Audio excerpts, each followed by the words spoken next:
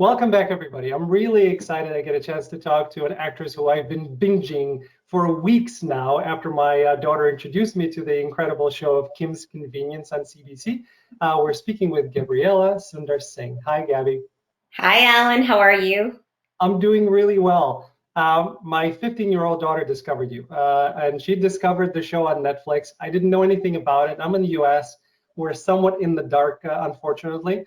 And it's the same way. Like, well, in this case, I found Schitt's Creek, and I introduced everybody to it in my Mhm. family and my friends. My daughter found Kim's Convenience, and I binged it. Um, Pretty much, I think I binged all 4 seasons in a matter of a week and a half, I think. You're kidding. No, no. I love it. It's such a fabulous show. It's it's kind of, especially right now, we're going through unprecedented times in terms of COVID, in terms of what's happening with Black Lives Matter, and the changes that are needed. But you have so much dense information on TV and the news and everywhere else. Um, a lot of us want an escape, or at least a balance. And for me, Kim's Convenience was that escape and balance. And it started off as just something that's lovely and lighthearted, but it became I became kind of enthralled with the incredible characters and the people, and that I fell in love with that whole family. And it's that heart. It has so much heart to it. It really spoke to me. So, It, it's a brilliant show, mhm, just given the writing itself. I think before I auditioned for the show, before I was on the show, mhm, I think I also thought that it was lighthearted fare. I really loved the diversity of the show and that it was showcasing like just so many faces that may not necessarily always be considered a protagonist or the love interest or the bad boy, but they were using diversity to that strength. And yes, used to think it was lighthearted fare. Got to know the show, became a part of the show, and realized that the types of issues that they get to tackle in the show are it's just so brilliant because you get to do it through humor and you mhm. do it through the lens of different members of this community and of this family. So I think as the audience, you never feel I don't know, like you're perhaps not in the know or that you're wrong, because there's definitely someone in that family or in that community who you can identify with. There's always a way in. Yeah. And again, I saw just immediately from the first episode, they're dealing with with the gay issue, and there is no issue. They're dealing with the gay stereotypes and issues that arise from that. So they're not shying away from anything. They deal with masturbation. They deal with interracial relationships. They deal with relationships and breaking them. They deal with everything, and they have no problem with it. And they're showing this. What I love about the show, I think, is they're showing a very diverse, real society, but at a shade that we all need, which is they're very accepting of each other. And that's kind of this, unfortunately, the a little bit of an alternate reality from ours, but that's something that we all need to aspire to deal with the issues, to be diverse, but to also be accepting and loving. Absolutely. And I think the show is such a great proponent for if you want to change, you just have to have an open heart. And even if you come from a way of thinking that is maybe outdated, like there's so many wonderful moments in the show when maybe Appa or Oma might say something that maybe Janet doesn't agree with. She says the times are changing. We don't talk that way, or we don't think that way anymore. But the way it's always done is through love. Like, I love you and I care about you and I want you to be a part of my life and the society. So here's maybe how to change. But it's always done through humor, so it's very disarming. Mhm. And it makes you think. I watched the show with my parents and my sister, like when it was airing. And we sit down every week, and then we have these great conversations after about, wow, actually, last week when I was at the grocery store, I heard someone say something like that, and this is the way it made me feel, or this is next time the way I would like to approach it. It's a great place to start conversations. This show, yeah. Yeah, that's why, like, when people say it's a sitcom, well, Well, yeah, there's a lot of stuff to it. I don't just want to put it in the sitcom category. Not that anything wrong with sitcoms, but it's a lot more than that. Okay. You're a recurring guest star, which is awesome. Congratulations on that, by the way. Thank you. Um, on a number one, sitcom in Canadian television, which is amazing. When you were auditioning for that role, and I know you started in season two, was it meant as a recurring guest star? Did you know there was going to be a bunch of storylines? So what did you know at the beginning? No, okay, so the story goes like this. I had actually originally had an audition for a completely different role, and this Okay. was like a few weeks, maybe months prior. Okay. And the night before the audition, I got an email from my agent saying, "I'm sorry, we have to cancel the audition because the role that I was originally auditioning for was a smaller character. It would just be a few lines, but they'd written her out of the episode. I was Okay. going to be like someone's best friend who walks into the store, says a few things, and walks something." And I was devastated because I'd been doing my research. I'd been like really getting to know the show. I'm like, I have to be on this, and I thought I'd lost my opportunity. And I just, as we do as actors, either Yeah. you have that audition or an audition never comes your way. You just kind of have to put it past you and move forward. And you can't really, harp on it too long, even if your heart's in it. But the day I had this audition, I also had my audition for the Shaw Festival, which is a Mhm. repertory theater company in Ontario, close to Niagara Falls. Mhm. And I had this Kim's audition it would have ended 20 minutes before I had to get to my Shaw audition. So I was not relaxed that day. I thought this is just a one-off kind of role, right? I'm just going to go and say a bunch of things and, maybe it'll work out. It Yeah. ended up working out. And I went in to do that episode for season 2. Everyone was so lovely and inviting. And it was also one of the last shoot days of season 2. Mhm. And it was also the third thing I'd ever really, or third or fourth thing I'd ever really shot on TV with like lines. I had no idea what I was doing, is essentially the bottom line of the story. But I had a lot of fun and everyone was so kind that I thought, even if I didn't do a good job, I had a great time. And that's something you can always take away from an experience, even if you're not really happy with your work that day. If you had a good experience, chances are you probably did an okay job. And I walked away from that like just kind of like floating on a cloud and thinking, oh, like that, like, good job, Gabriella. You did something that you're proud of. I think like I handled myself well on set. I made some new friends, and then left it. Because shortly after I got into the Shaw Festival, and then was into this repertory theater life, and totally kind of forgot about everything television because I was swept up into that.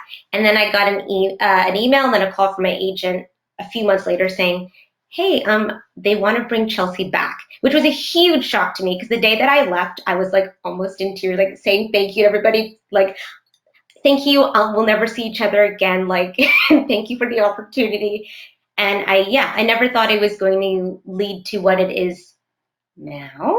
It's and and and again, like I only ever find out about um, my episodes like a week or two before, and I've only known like 1 or 2 episodes at a time. So I've never really known my arc. I've never known when or where Chelsea's going to show up, but it's been like a thrill, an absolute thrill, and a shock to me. It's and to kind of make sure that we return to something that you said. You did do a great job. I thought when they introduced you, it was awesome. When they introduced Raj, by the way, the first time, I thought that storyline needed some assistance. But that's the only gripe that I have with the show for all the 4 seasons is how they introduced Raj. But I thought you were introduced brilliantly.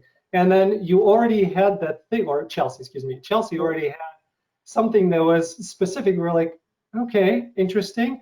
And it's leading us towards one path. And then Chelsea comes back. No, she's actually very different. And, what we thought she, was is a different person. And then she keeps coming up with these little things. It must be a really fun character to play because you don't know what she's going to be doing next.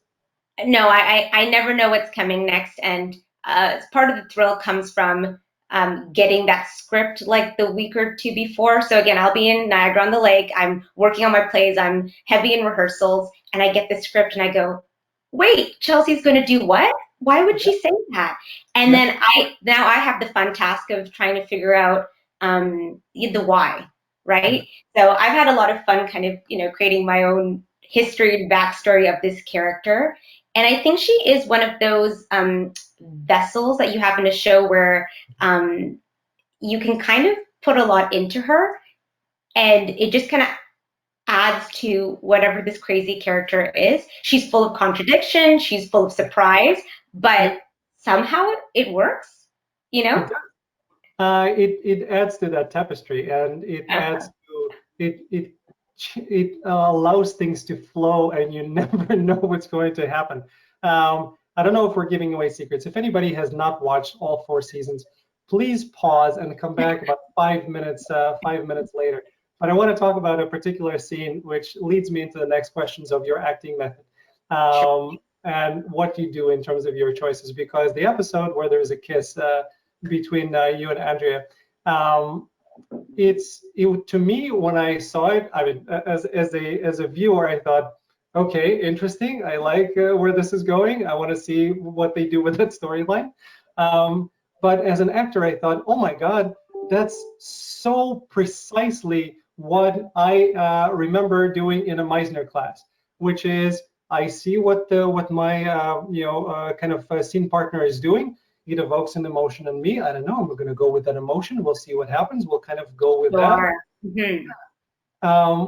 How much of things are, and this is not me saying, did you meant to kiss her? I meant, how much of that is scripted, and how much do you have a chance to really work now with and see on a not an improvised basis, but on a, hey, this feels right. Let's see if we can go there in that direction.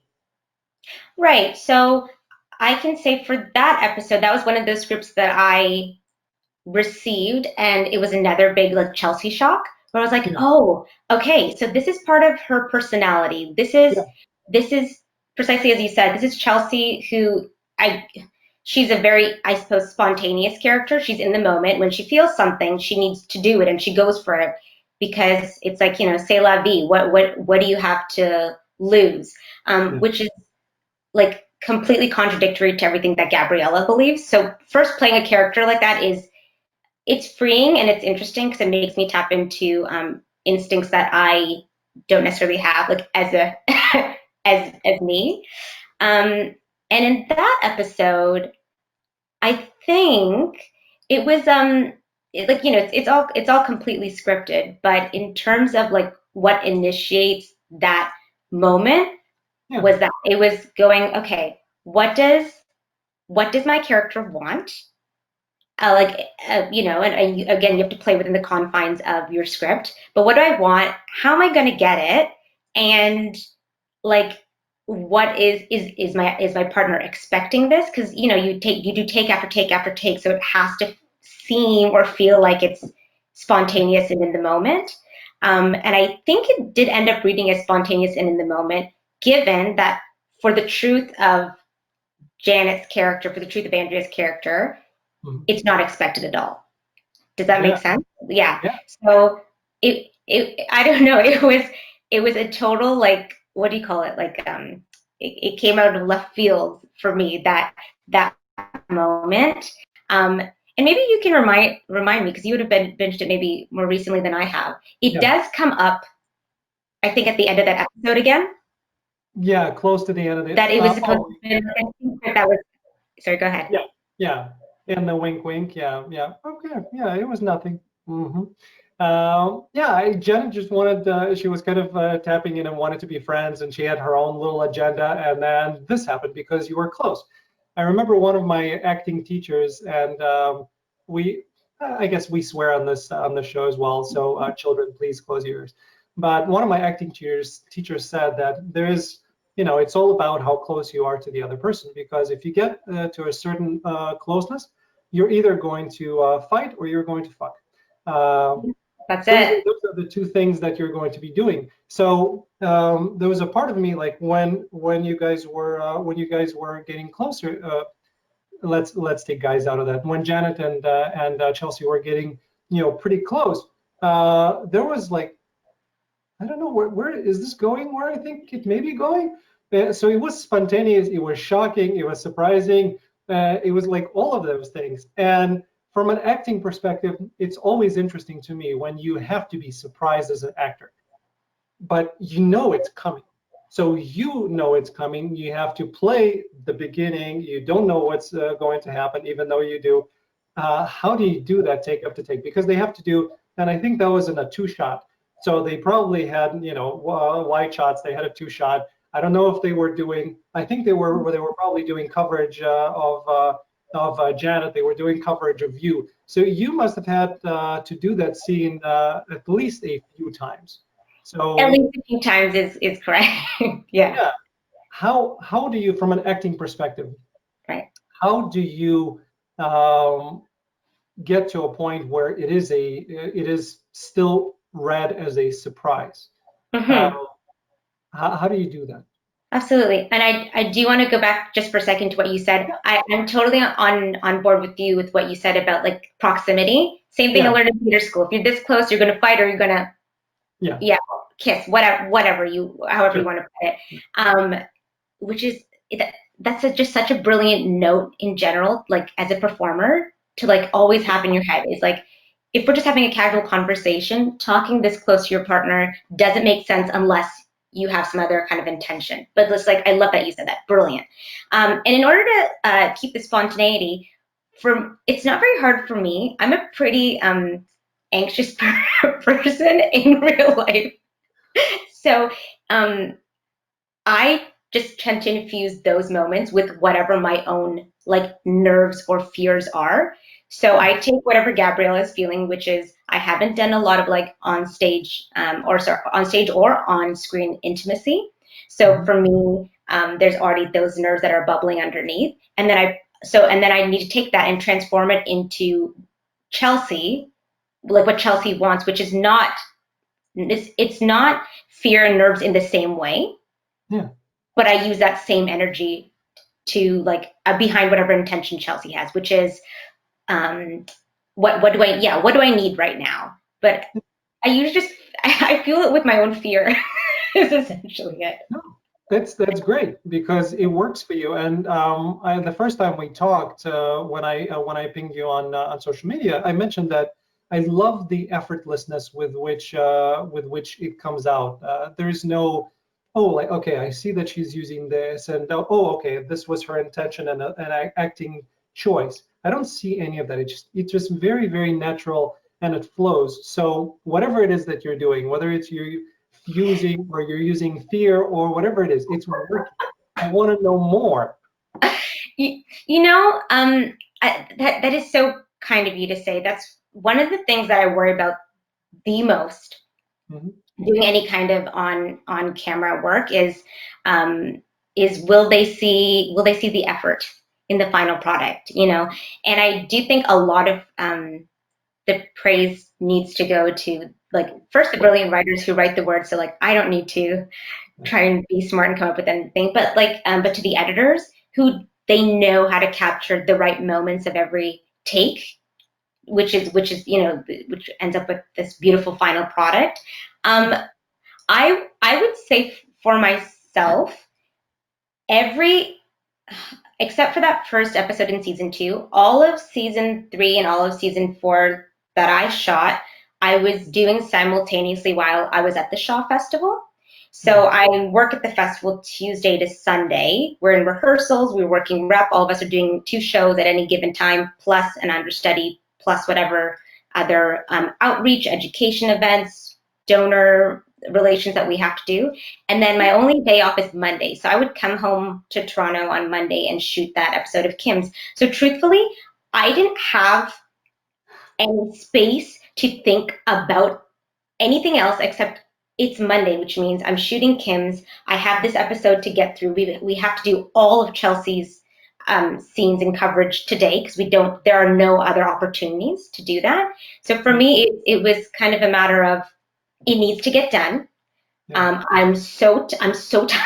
I'm so tired. I drove in like this morning at 2 a.m. and I don't have anything else left really like floating around to distract me. That's what I can say. There's no other distractions. It's just this needs to get done. Yeah, and that maybe is a great thing to do because then that magic just be.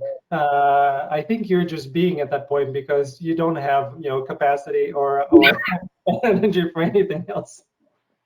No, and then I think in my life when I don't have a million things going on, it's for at least for me, it's to try and recreate that feeling. So if I have like we're stuck at not stuck, we are choosing to be at home to keep safe. And shooting something like a self tape, I can get really stuck in myself and wanting to do many, many takes to get it right. But that doesn't necessarily give you the best product because then maybe the spontaneity dies or maybe now you're self-editing too much. So then I'll try to fill my day with like I'll like work out first or I'll make sure I plan a meeting like close after so that I really don't give myself the space or time to think about it too much, right? Just get it out. And I don't know if you find this when you're self-taping, but I'll have those days where I do many, many, many takes. And when I go back and watch the footage, more than usually, like likely not, the first or second take was my best because I was just doing it, you know, live and authentic. And it tends to get more and more rehearsed as I go on. Yeah. Yeah. Um, with me, it varies, but I'm being highly analytical and probably overly analytical in that regard. I need to get out of I need to get out of my head, and kind of my process is starting to be don't pre-plan. So aside from some blocking, especially when you're doing self-tape, if you're dealing with a scene with multiple people in it, you need to place them in the proper space. You need Yeah. to make sure that you're visualizing that environment. So aside from that, I just try to kind of let it go, and I find that sometimes it's that the first two times I do it, I'm still kind of feeling myself, feeling my way into a scene. And then that third, fourth, okay, I got it. That's where I am. And then once I get it, I say we're done because it feels right. Sometimes I do one more take just to try it a different way, Yeah. but I can't do it too many times. It's I'll start literally forgetting lines, which Absolutely. Absolutely. I think there's something that happens to the mind of you learn the lines, you get the lines, you're done, you're good with the scene. The more you do it, you kind of have to relearn them again. There's something happens, either it's short-term memory that then gets stored somewhere else, but after a certain point, it's all degrading. Oh, that's absolutely it. I was shooting a self tape just yesterday, and I did my first pass, and truthfully, that was the one I ended up going with. But we were takes and takes in. This is me and my sister. She helps me shoot all my stuff at home. We are, I don't know, like 15 takes in, and I am blanking. The lines are gone, but it doesn't make sense. I just did it not but so many minutes ago, and we just had to call it. We're like, there's nothing good can come from this anymore. But it is there's like some strange phenomenon that happens where like you have it, it's in you, you use it, you put it out, and once it's out, it's kind of done. Yeah. Yeah. It's like trying to remember, because you're doing a lot of auditions, I'm doing a lot of auditions. You're constantly taping, and you're constantly learning different scenes and getting into the character. Once you're done, I think I'm really good with short-term memory. Once I'm done, it's there. I get it out. I forget about it. I don't think about it because usually you don't get anything after that. The acting world is mostly rejection, but people are saying that. So just so we understand, explain it properly, it's not mostly rejection because nobody calls you and say you didn't get it. For the most part, just you don't hear anything. Nobody emails you. There is no response. You send it out. You're hopeful, and nothing. That's mostly what acting auditioning process is like. But it's kind of doing that. And if you ask me to, probably 2 or 3 days later, to remember the lines that I did for an audition there, they're nowhere. like if I go back, it takes me very quickly to remember them again. But it's nowhere. The people that remember and can recite, 20 pages of poetry that they've learned, my memory is not like that. No, that's not me at all. I once, like at least like with theater, Hmm. when I'm in a show and we're doing it, dozens of dozens of times, Yeah, it's in there. The day we close the show, yeah, you could not you could not ask me to remember even like my starting line. It is 100% gone. But I think it's I don't want to call it like a coping mechanism. It yeah. is partially that, which is you've lived an experience and it's been a big part of you, but now you need to move on to other things. So you have to let it go, but also to like make space inside like your brain and your heart, which is I've been living with this for a long time, but now I need to move on to other auditions, other shows, like to have the capacity, like we were talking about Yeah. before. And I agree with you, like with even like with the TV, you have your shot list for the day. We finish scene 25. I'm just like praying we don't go back and do any other coverage because it's done. Like I've already moved on to scene 30, Yeah. right? Like I'm going just moment by moment. Yeah. I would love to become the person though one day who can like recite the 20 pages of poetry or come up with a great have a monologue in my back pocket. Yeah. I'm not quite there yet. There's got to be some memory exercises that we can do, but for now, I think we've agreed that what we have works, what we have is appropriate. We're okay. Moving on. Um, you've mentioned Shaw a few times, and I want to talk about Shaw. You've done quite a bit of shows, and Shaw, I didn't know much about it because I'm a schmuck. But Shaw is the second, I think, second largest non-for-profit, theater production in North America. So it's a big deal, and it's a huge thing. And I've actually been where it is. I've been there a few times. I just didn't realize it. Oh my Uh, goodness. Next time, we're I, allowed to be together, come down. I definitely will. I want to see it. And when I started doing prep and I started doing background on you, I saw that you've done a bunch of shows there. One of them piqued my interest because of my background. You've done a show called the Russia play. Um, that's correct, right? Yeah, the Yes, Russian play. yes, the Russian play. You played Sonia. You played a Russian girl, which immediately piqued my interest because I spent 14 years in the former Soviet Union before I came to the U.S. So you were in the Russian play. You were in the 1920s Stalinist Russia as Sonia. And to kind of put another point that piqued my interest is that your second love interest after Peter is named Kostya, which is my birth name. So I said, okay, yes, You're we kidding. definitely, no, not at all. Yeah, I was born Constantine, and Kostya is the a shorter version. That's right. Wow. Yeah. Wow, wow, wow. So what was it like to play a Russian girl? Oh, well, working on the Russian play was one of the most, I don't know, like life-changing experiences Yeah. for me as an actor, as a performer.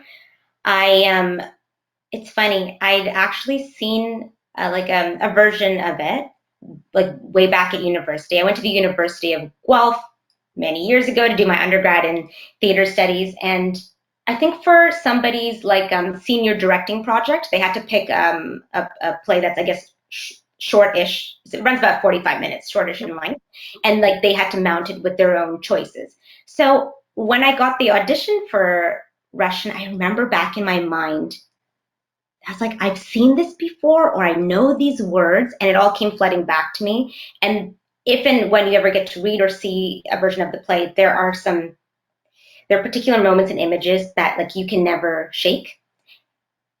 They're just so impactful Yeah. and traumatizing, but beautiful, and all of that. Um, and then I had actually carried those images with me for a very long time now, not knowing what to do with them. So then finally getting to do the play, I was able to process the way I was feeling. Um, the Russian play tackles, it's essentially love in the Soviet era, which is a very simplistic way of explaining the show. Essentially, the show is about love and how love, the kind of what we would call like our I guess our tagline for the show as the company, we'd say like love is shit. That's what it is love is shit. Yeah. And we have this very poor flower girl who finds love in different places and different people, finds, sees opportunity to, either better herself or climb in society. And but at the end of the day, I can't give it away. I can't give it away for anybody who doesn't know the show, but it was such an interesting. Let's just say it's not a rom-com. It is not a rom-com, but it for anybody who has a chance again to see the play, read the play, research the play, it gave me an opportunity to research and understand a part of Russian history that I was, not necessarily familiar with, and try and tap into what we would have like when we would have like Russian audience members come and talk to us, like after the show we'd have these talk backs and they'd say, that's it, like that's what home felt like, or you tapped into a feeling of home, you tapped to a feeling of like loss, or this sense of like great like pride that also comes with loss, or this great sense of love that also comes with loss, that is also inherent in like great Russian literature. And this play is, I guess, a more contemporary take on, I mean, we say it in the beginning of the play, there's now I'm trying to remember lines, which is like, I'm not good at this, but you come maybe you hear it's the Russian play, maybe you come expecting like a great Chekhov, but this is not a Chekhov, but to still tap into those feelings of love and loss and change, right? Because at the time that the play was supposed to be taking place, there was great change happening, and we only briefly get to explore that in the play. But I did love doing the research component of it, which I guess for like nerdy actors like me, that's one of the great joys of doing what we do. Yes. Yeah, and I have to ask about the accent. How did you get to? How did you discover your Russian accent? We have like these amazing dialect coaches that work with us at the Shaw Festival. So we would just like sit down and go through the text. I had sometimes they'll give you audio clips to listen to so you can get the right sounds. We do like tons of just like actual text work and like phonetic work to understand the sounds. And then I would just have to do the thing where like you practice the dialect when you're by yourself, like when you're like making breakfast and you have to like try and describe the things you're doing in the. I'm not going to do it now. Oh, come on, do a Russian accent. Oh my God, I'm trying to remember like what. Let me get you into it. And every time I do a Russian accent, I have to myself try to figure out what type of a Russian accent am I doing? Am I doing a Russian accent that's a little bit more Jewish?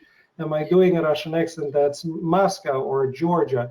Like an American accent. Which American accent are you doing? Are you doing Boston? Are you doing New York? Are you doing are you doing some southern states?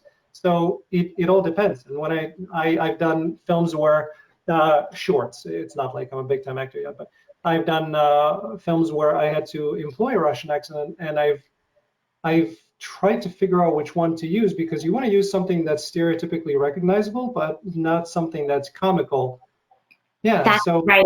I think that was the balance that we really wanted to strike with the show when we did it, is that you can't use a caricature of a sound. You can't. It's not a comedic take on like on this person or this way of life or these people. It's actually got to be as honest and truthful as possible, and that means like the sound has to become second nature. And even if like you as the actor, if there may be sounds or textures that are odd or new to you, you have to make it feel authentic. That it's such an incredible challenge that we have. But you know what it feels like. When you get it, when you really get it, and you start and you can kind of like step outside your body and hear yourself speaking, and you go, oh, it's believable. I think I would buy that.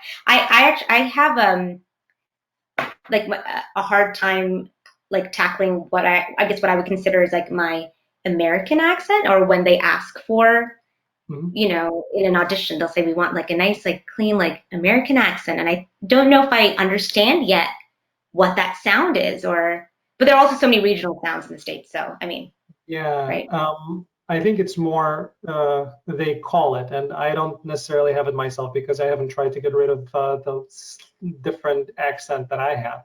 But it's the kind of clean Midwestern way of speaking, where Oh, it's just kind of mid-country. It's very neutral.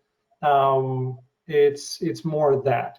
Um, interesting. so I think that's where they're asking you. And if somebody disagrees with me, please put it in the comments. We'd love to hear. Yeah, but to me, I'm kind of torn on accents because I love doing them. You know, Mhm. I have an ear for accents. I'm good at them. I love doing them. And to me, it's a part of getting into the character because the character, not just the accent, but the speech pattern and how they move. I want to inhabit that being, if you will. So I love that. On the other hand, I agree with something Michael Caine wrote. He said, if you can do things without the accent, do it because accent is going to take about 50% of your brain capacity instead of focusing on the acting because you have to be in that. So unless you're so into it, where Sure. it becomes more just kind of second nature, it's tough. And I've noticed that. I was doing a role where I had to primarily speak Russian, and I remember instead of just being in it, I remember kind of my brain constantly evaluating, is it proper? Oh, you just know that word you said is not the proper Russian accent because it's something else, and it takes you out of it. No, that's absolutely right. I agree with that. I would say for when I was tackling Sonia, Yeah.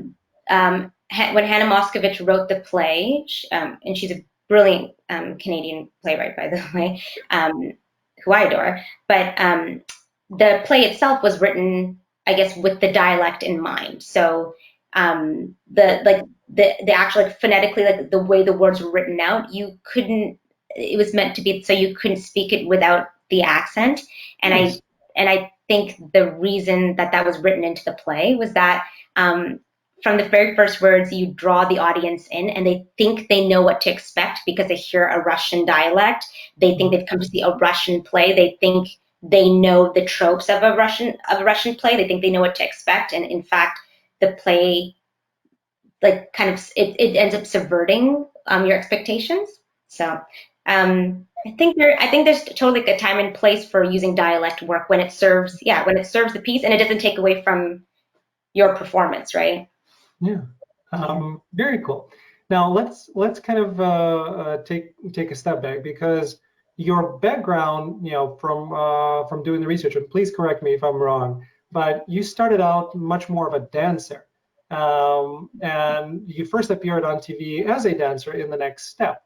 Um, how did first, is that true that you started as a dancer? And second, how did that switch into acting? Because you went to University of Guelph, then you went to the National Theater School. Um, how did that switch happen? Right. So, yes, before I think I was anything else, or if you asked me years ago, what do you do? Like, what's your job or what's your raison d'etre? I'd say I was a dancer. I think now I, I think I feel a bit more multifaceted now, but Mhm. I'm a classical Indian dancer and I still do dance. It's called Bharatanatyam. It's from the south of India. And my mom grew up being a Bharatanatyam dancer. So as soon as I was old enough, I was 4.5, I went into dance and I did it my whole, yeah, I did it my whole life. And it was the the way I knew how to express myself. I remember coming back from like taking a class once on the weekend in another completely different style. And I got in the house, like drenched in sweat, exhausted from the day. My dad looked at me and said, "Oh, you're really happy, aren't you?" And I said, "Yeah." He said, "I've never seen you happier than when you're dancing." And like oh, my heart. That's always stuck with me. So that is the thing that I'll always do to bring me pure joy. But I never knew you could do something like performance and actually make money out of it. Like I didn't know you could make it a career. Yeah. For the longest time, I wanted to be an orthodontist. That was my previous raison d'etre. I had my whole life planned out. I did all my maths and sciences in high school. I actually was accepted to the University of Guelph to do my undergrad in bio, and I was going to go to a nearby University Western to focus in dentistry. I had the plan. I had the plan. But when I got my acceptance letter from U of G, I remember like looking at it and going, "Oh my God!" I had a flash forward for the next 4 years of my undergrad and pictured myself like sitting in labs, like poring over like essays and papers, and realized that's not the future or the life that I wanted. Um, and at the time, my dream was to be a children's television host. I still have that dream and that goal. It's in my back pocket. I'm waiting for it, to work out or happen one day. And when I told my parents that, they were overjoyed that I actually knew what I wanted to do. Like I finally had that instinct, and I was going with my instinct. Um, but all the programs had like closed by then. Like I couldn't apply to like television and radio programs in Toronto. Like all everything was done. I would have had to wait another year to go to school, and I didn't want to wait. I wanted to study. I've always been, I'm one of those like forever students. Like, but truly, like I like being, I like being in school. I like the structure. So I ended up going to Guelph, and we asked them, can we change my acceptance from bio to theater? Because it was the next closest performance Yeah. program. So I kind of ended up there like by accident. And I definitely spent my first year thinking that I was going to leave. Like I remember making friends and saying, "Oh, it's so great to like know you, but like I won't be here next year, so let's not get too attached." um, but I fell in love with theater, and I didn't really have a huge background in theater prior to that. I did two musicals and a play in high school, and I was, just a small character here, a dancer there. That's what I was always get cast as, a dancer in the musicals. But I completely fell in love with theater. I had an amazing faculty. I met such great friends, and then finished while going, oh, I think I like this acting thing. I ended up doing stage management and lighting and media design and all sorts of production and tech at school as well, but acting stuck with me. So um, before my undergrad was over, I applied for and got into, and then straight after Guelph went to Centennial College in Toronto. So like again, done a lot of school. I ended up going there for children's media. So it was like theater studies. I was trying to get back to my roots, which is being kids television host. Studied children's media, management, production, the business side. Worked in kids TV for a bit, and this is what happened. I actually interned on The Next Step. I was the story intern for all of season one. And our amazing showrunner, Frank Van Keeken, knew that I was a dancer because I talked about it. The reason I want to intern on the show is because it's a show about dance. I'm a dancer. So he ended up putting me in an episode. And that is technically, I guess, yeah, my first TV appearance. Mhm. And, so that happened. And then the season was over. And, when one gig ends as a performer, you have to sit there and go, oh, right, it was great while I was in it, and now I have nothing. Now there's nothing. So now I'm back on my own. I spent 2 years in Toronto doing my own thing, trying to audition, trying to make it happen, and it wasn't happening the way I wanted it to happen. I wasn't getting the opportunities I was looking for, and I didn't meet the right agent or the right people who could like help advocate for me or help connect me.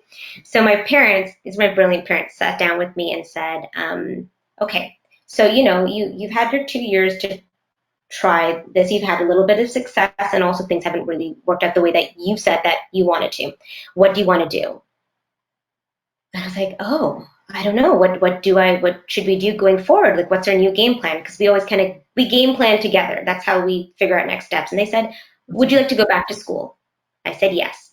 So I was working on going back and doing my master's.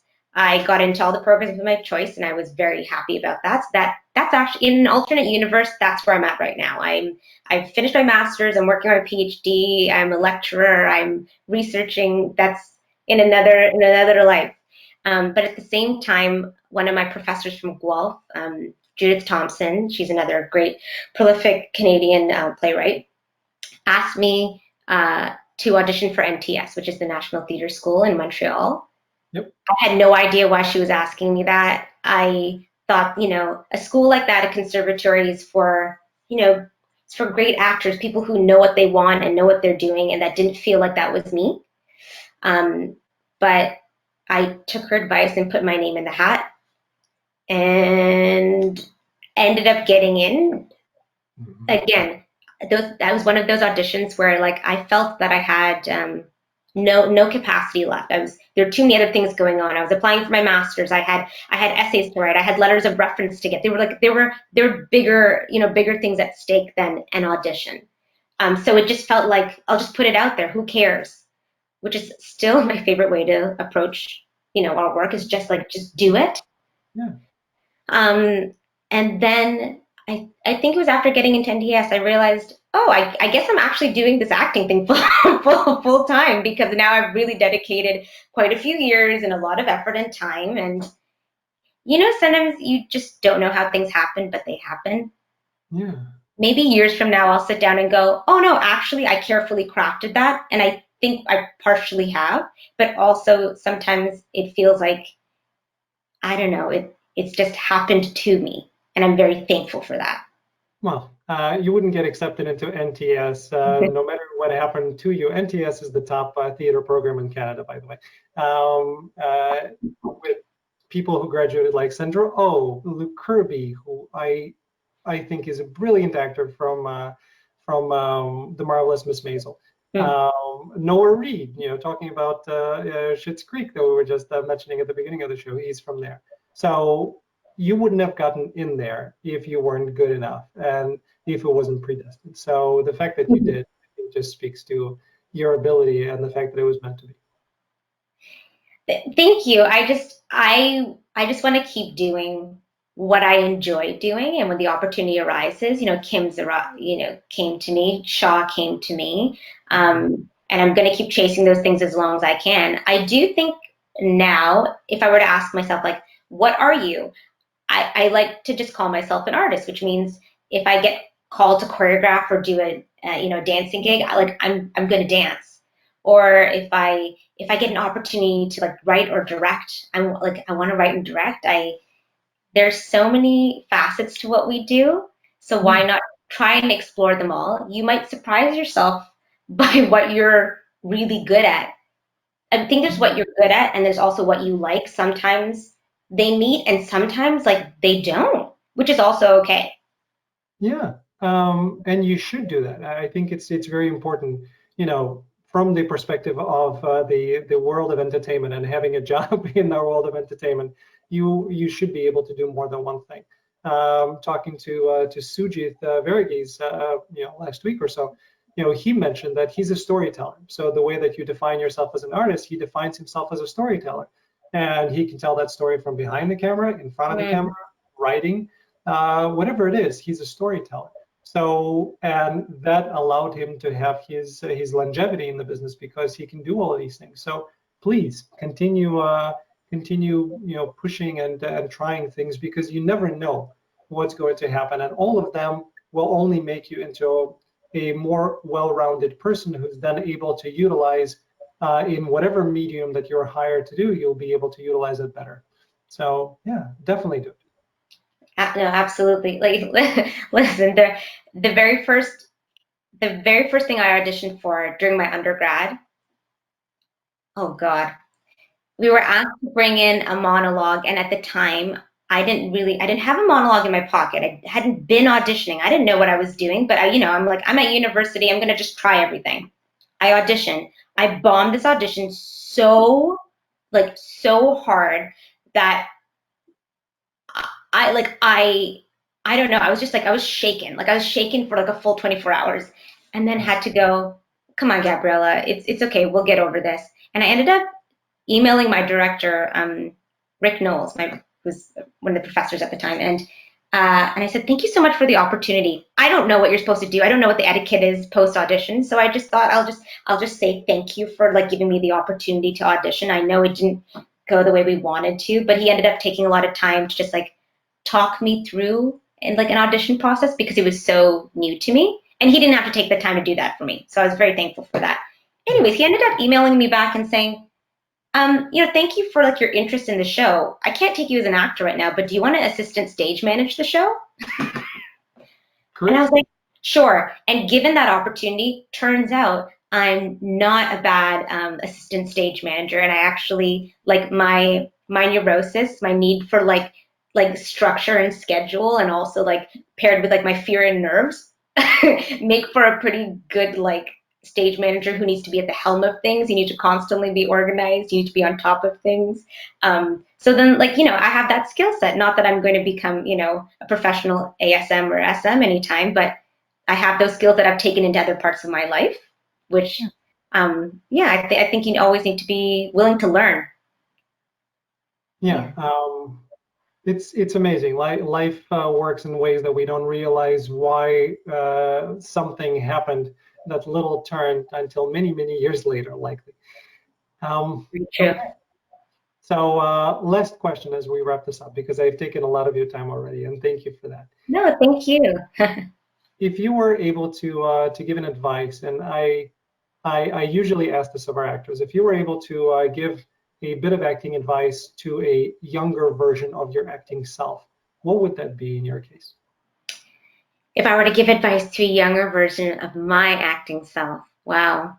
Yeah, I think if I could look back at young Gabriella and talk to her, I would say learn how to let go in so many ways. Like learn how to let go of acting choices that you think it's really working right now. But in order to be truthful to the work, which is to stay, spontaneous and be in the moment, you need to let go of that choice. Maybe when you perform tomorrow night, it's going to be something completely different. You may never make that choice again. And I know it was brilliant, and I know you got such a great reaction from the audience, but we can't repeat. That's not our job. Our job is not to like manufacture moments. So to be able to let go, and also to learn how to let go like after a show. I'm still working on that process, which is like either at the end of a show or at the end of a night, not taking things home with you. It's so hard when you're working on something that is meaningful to you. You might feel like you're living it. You might feel like it's a part of you, that it's inside you, but not to be brash about it, but it's a job. As creative as a field as it is, it's a job. So to be able at the end of the day to go, thank you. I'm gonna like hang that up, and I'll come back to it tomorrow or next show.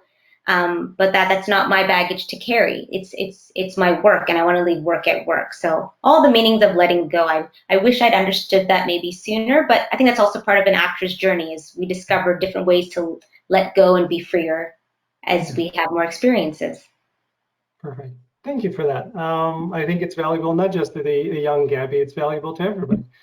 By the way, also check out Warner Laughlin's acting method. She talks about that, so you don't take things home with you. Oh, cool. Thank you. I'll link it to the bottom, and you and I can talk offline if you like.